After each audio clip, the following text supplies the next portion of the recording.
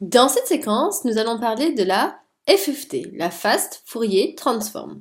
Déjà, on a beaucoup étudié la transformée de Fourier discrète. Et on a vu que la transformée de Fourier discrète s'appliquait sur un petit échantillon de valeurs. En général, si on vous le ferait calculer, on irait jusqu'à 8.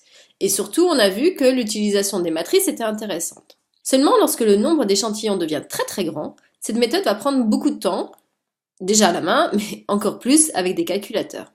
L'idée, c'est de trouver une autre manière de calculer la transformée de Fourier discrète, surtout si j'ai un très grand nombre d'échantillons. Et dans ces cas-là, c'est l'utilisation d'un algorithme qui s'appelle la FFT, donc la Fast Fourier Transform, que nous allons voir ici dans cette partie en utilisant XCAS. En tout cas, ce qui est important, c'est de comprendre que il va permettre d'obtenir pratiquement le spectre d'un signal numérique presque en temps réel.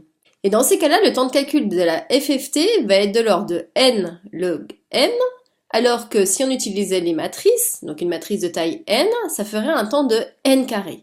Donc si on prend un exemple concret, ça voudrait dire que si on avait un très grand échantillon, par exemple de la taille grand N égale 2 puissance 10 024, le temps de calcul serait divisé par environ 1000 par rapport à une utilisation directe de la définition. C'est-à-dire qu'il durera moins d'une microseconde si on utilise la FFT comme calcul, ce qui est quand même très très intéressant. Alors maintenant, on va aller voir, grâce à XCAS, le calcul de manière classique et puis le calcul avec la FFT et on verra effectivement la différence.